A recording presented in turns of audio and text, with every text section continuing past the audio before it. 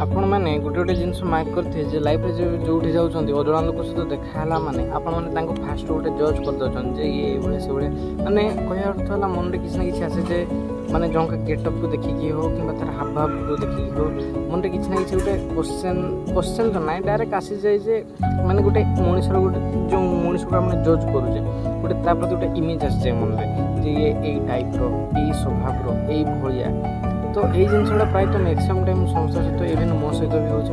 जन देखिए सेमती भाभी दूसरी तो यही जो जिनसा बाय डिफल्ट आम बॉडी में हुए कहीं माइंड में हुए कहीं तो मेन जिनस है फास्ट इंप्रेशन माने धर जो आम फास्ट आम जो भाया देखते आम से भाया ही भाबा जड़े छिंडा पोशाक धरी बुलूची तो माने छिंडा पोशाक पिंधि बुलूची तो आम निहाती भिकारी कि कांगाड़ी भाबा तो यहाँ नॉर्मली बेसिकली यहाँ भूल नुहे यहाँ मनुष्यर स्वभाव जे आम जहाँ देखू ऑब्वियसली ताहा ही भाव आ से जिनसटा कौन हम ना माइंड में कफिकी रही है लास्ट पूरा माने पर देख आउ के धर जो सिल्कटा गोटे भल ड्रेस देख माइंडटा हठात माने कौन रेडी हुए से जिनसटा को एक्सेप्ट करने जे या ये तो गोटे भिकारीटा कांगाळीटा आज एमती है माने तथापि माइंड सब गोटे फिक्स हो ना गोटे कांगाळ भिकारी तापर आसला कौन सी जिनस को न जान के डिसाइड करना बेले बेले कौन है लाइफ रे ना बहुत सारा जिनस अच्छी आम से जिनस को न जान कि किसी जिनस को अधारे देख धर जो भिकारी कांगाळीटा कही धर जो सी जस्ट कौन हो कि धर जो गोटे जगह से एक्टिंग करते जाइए भिकारी कांगाळी रोल करने से आसिक हुए तो घर तार ड्रेस चेंज करते कि अलग कथा कितु आम जिनसा पूरा पूरी सत्यता न जाणी आम फास्ट ही जज करदे कौन जे ना से भिकारी कांगाळी तो यहाँ हूँ कौन ना आम कौन कह ना ब्रेन रे এটা অটোমেটিক ফিটেড হয়ে গিয়েছে যে যেটা আমি যা দেখি বাই ডিফল্ট আমি আখিরে যে আমি অলগা কিছু নজর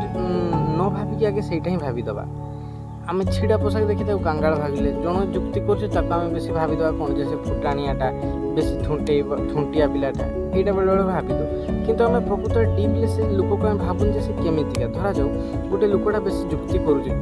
কিন্তু তা যুক্তিটা সে ঠিক কହୁଛି কিন্তু অলগা টাইমে তাকে দেখাচ্ছে এত যুক্তি করুনি কিন্তু গোটে লোক হঠাৎ তাকে সেই টাইমে দেখলে আউ তাকে কেবে দেখিনি তো সে ওটা তাকে নিয়ে କ'ଣ ভাবব যে না ସେ କେବଳ ଗୋଟେ ସେ ଠୁଣ୍ଟିଆ ପିଲାଟା ବହୁତ ଯୁକ୍ତି କରୁଛି କାହାରି କଥା ମାନୁନି ଏଇ ଟାଇପ୍ର ହିଁ ଭାବବ କିନ୍ତୁ ପ୍ରକୃତରେ ସେ ସେଇଭଳିଆ କି ନାହିଁ କିନ୍ତୁ କିଛି ସର୍ଟନ୍ ଜାଗାରେ ସେ ସେଇଭଳିଆ ଯୁକ୍ତିଟା କରୁଛି କାହିଁକିନା ସେଠି ଦରକାର ତା ପାଇଁ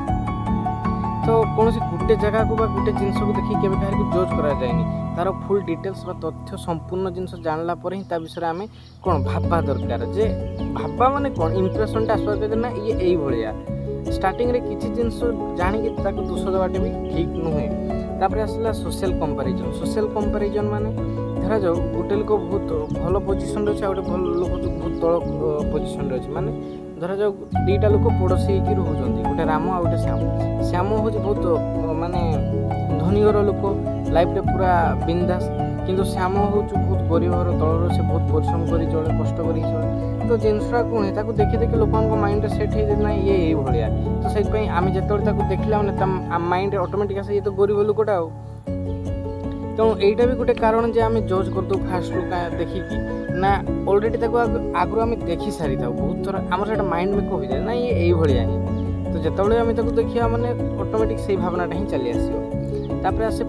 ଏଇଟା ହେଉଛି ପୂର୍ବ ଧାରଣା ବି ତାକୁ କୁହାଯାଏ ମାନେ ଆଗରୁ ସେ ଜିନିଷଟା ମାଇଣ୍ଡରେ ଫିଟେଡ୍ ହେଇକି ଅଛି ଯେତେବେଳେ ସେ ସାମ୍ନାକୁ ଆସିବ ମାନେ ସେଇ ଚିନ୍ତାଧାରା ପୁଣି ତା ପାଇଁ ଆଉ ଥରେ ଏଗେନ୍ ଜନ୍ମ ନେବ ବା ଆଉ ଥରେ ବାହାରି ଆସିବ ତାପରେ ଆସିଲା ଇଫେକ୍ଟ ଅଫ୍ ସୋସିଆଲ ମିଡ଼ିଆ ଯେମିତି ଆପଣ ଜାଣିଥିବେ ସୋସିଆଲ ମିଡ଼ିଆ ଗୋଟେ ଏମିତି ପ୍ଲାଟଫର୍ମ ଜଣକୁ ବନେଇବ ତ ପୁରା ହିରୋ ନହେଲେ ପୁରା ଜିରୋ କହିବା ଅର୍ଥ ହେଲା ଧରାଯାଉ ଗୋଟେ ଲୋକଟା ଆଜି ଷ୍ଟାର୍ ହେଇଗଲା ତ ଗୋଟେ ଲୋକଟା ଯେତେବେଳେ ଷ୍ଟାର୍ ହେଲା ଲୋକମାନେ ତାକୁ ବହୁତ ସମୟ ଧରି ମାନେ କ'ଣ ହିରୋ ବା ଗୋଟେ ବହୁତ ଭଲ ଲୋକ ମାନେ ଭଲ ଲୋକ ଭଲ ବୋଲି ଭାବିଲେ କି ତାକୁ ଗୋଟେ ମାନେ କ'ଣ ଗ୍ରେଟ୍ ବୋଲି ଗୋଟେ ଭାବି ଦେଉଛନ୍ତି ତ ଏଇ ଜିନିଷଟା ଯେତେବେଳେ ସେ ଲୋକଟା ପୁଣି ଖରାପ ହେଇଯିବ ଛୋଟ ଅବଶ୍ୟ ଯଦି ଭୁଲ ହୁଏ ଏତେ କିଛି ଭାବେନି କାହିଁକିନା ଲୋକ ଜାଣିଥାନ୍ତି ଯେ ନାଇଁ ଏ ଜଣେ ବହୁତ ଭଲ ଲୋକ ବଡ଼ ମାନେ ନେମ୍ ଫେମ୍ ଅଛି ତ ଏତେ କିଛି ଭାବେନି କିନ୍ତୁ ଧରାଯାଉ ଗୋଟେ କାଙ୍ଗାଳଟେ ଥିବ ମାନେ କାଙ୍ଗାଳ କହିବା କଥା ନୁହେଁ ଭାବନ୍ତୁ ଗୋଟେ ଛୋଟ ଘର ଲୋକଟେ ଥିବ ଗୋଟେ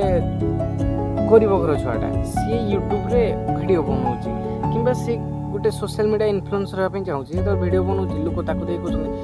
ୟା ଦ୍ୱାରା ହେବନି ଏ କିଛି ହେବନି ଏମିତି ପିଲାଟା ଏତେ ତା ବିଷୟରେ ଦୁନିଆ ସବୁ ଜଜମେଣ୍ଟ ଦେଉଛନ୍ତି ତ ଜିନିଷଟା କ'ଣ ହୁଏ ନା ଫାଷ୍ଟ ଯେତେ ସବୁ ମୁଁ କହିଲି ଯେ ଅଲରେଡ଼ି ମାଇଣ୍ଡ ମେକଅପ୍ ହେଇକି ଅଛି ତା ବାଦ ଆମର ଗୋଟେ ମଣିଷର ବାଇ ଡିଫଲ୍ଟ କ୍ୱାଲିଟି ହେଲା ତାକୁ ଦେଖିକି ଜଜ୍ କରିବା, ତାର ଡ୍ରେସଅପ୍, ତାର ଫେସ୍, ଆଉ ତାର ଅଙ୍ଗଭଙ୍ଗୀ, ତାର ବିହେଭିଅର, ତାର କଥା କହିବା, ଏଇଗୁଡ଼ାକ ଦେଖି ଆମର ଜଜ୍ କରିବା। ତାପରେ ଗୋଟେ ଜିନିଷ ହେଲା, ଫାଷ୍ଟ ତାକୁ ଧରାଯାଉ ଖରାପ ଭାବିଲେ, ତାପରେ ଯେତେବେଳେ ସେ ବଡ଼ ଷ୍ଟାର୍ ହେଇଗଲା ଆମ ମାଇଣ୍ଡରେ ତା ପାଇଁ ଗୋଟେ ବଡ଼ ରେସପେକ୍ଟ ବା ପୋଜିସନ୍ ଆସିଗଲା। ଯେତେବେଳେ ତାକୁ ଦେଖାହେବ କ'ଣ ଏଇ ସାର୍ ଆସିଗଲେ, ଇଏ ଆସିଲେ, ଅମୁକ ସମୁକ, ତାକୁ ଗୋଟେ ରେସପେକ୍ଟ ଦିଆଯିବ, କାହିଁକିନା ସେତେବେଳେ ତାର ଗୋଟେ ପୋଜିସନ୍ ହେଇଛି, କାହା ଯୋଗୁଁ ନା ସୋସିଆଲ ମିଡ଼ିଆ ଯୋଗୁଁ। ତ ଏଇଗୁଡ଼ା ସବୁ ଦେଇକି କ'ଣ ହୁଏ ନା ଆମ ମନରେ ସବୁ ଜଜେସ୍ ବା ଇଏ ଏମିତି ସିଏ ସେମିତି କ'ଣ ପାଇଁ ଏମିତି ସେଇଗୁଡ଼ା ସବୁ ଆସିଯାଏ ଏଇ ସବୁ ଜିନିଷ ପାଇଁ ଯେଉଁଟା ମୁଁ କହିଲି ବୋଲି। ତାପରେ ହେଲା ଲେକ୍ ଅଫ୍ ଟାଇମ୍। ବେଳେବେଳେ କ'ଣ ହୁଏ ନା ସମୟ ଅଭାବ ଦୃଷ୍ଟିରୁ ବି ହେଇଯାଏ। କେମିତି ମାନେ ଧରାଯାଉ ତୁମ ପାଖକୁ ଜଣେ ଲୋକ ଆସିଲା, ତୁମେ ବସ୍ ତାକୁ ମାନେ ଧରାଯାଉ ଗୋଟେ ତୁମେ ଗୋଟେ ଅଫିସରେ ମ୍ୟାନେଜର ଅଛ, ତୁମ ପାଖକୁ ଜଣେ ଇଣ୍ଟରଭ୍ୟୁ ଦେବା ପାଇଁ ଆସିଛି, ତୁମ ପାଖରେ ବହୁତ ସାରା କାମ ଅଛି, ତୁମେ ତାକୁ ଏତେ ସବୁ ଜଜ୍ କରିପାରିବ ନାହିଁ, ସବୁ କ୍ରାଇଟେରିଆ ଜାତି ସବୁଗୁଡ଼ା ତୁମେ ଇଏ କରିପାରିବନି, ଜଷ୍ଟ କିଛି ଗୁଡ଼ାରୁ ହିଁ ତାକୁ ତୁମେ ଜଜ୍ କରିବାର ଅଛି। ତ ସେଇଠି ତୁମେ ଏଜ୍ ଏ ବେଟର୍ ତାକୁ ଜଜ୍ କେବେ କରିପାରିବନି, ବହୁତ ଲୋ ମାନେ କ'ଣ ହୁଏ କିଛି ମାତ୍ରାରେ ଜଜ୍ କରିବ, ବାକି ତାର ଗୋଟେ ମଣିଷକୁ ଡିଟେଲରେ ଯଦି ଜଜ୍ କରିବାର ଅଛି ନା ପୁରା ଲାଇଫ୍ ବି ସର୍ଟ ପଡ଼ିଛି, ତାକୁ ଜଜ୍ କରିପାରିବେନି। କାହିଁକିନା ମଣିଷ କୌଣସି ମୁହୂର୍ତ୍ତରେ କୌଣସି ରୂପ ନେବ, କୌଣସି ତା'ର ବିହେଭିଅର କେମିତି କ'ଣ ହେବ ସେଇଟା କେବେ ଜଜ୍ କରି ହୁଏନି, ସେଇଟା ସିଚୁଏସନ୍ ନେଇକି ଆପେ ଆପେ ଜଣାପଡ଼େ। ତ ଯଦି ପ୍ରକୃତରେ ଜଜ୍ କରିବାର ହୁଏ ତ ଲାଇଫ୍ ବି ସରିଯିବ, କିନ୍ତୁ କେବେ ଜଜ୍ କରିହେବନି। ତେଣୁ ଗୋଟେ ଜିନିଷ ହେଲା କେବେ କାହାରିକୁ ଦେଖିକି ଜଜ୍ କରିବା କଥା ବି ନୁହେଁ, ବାସ୍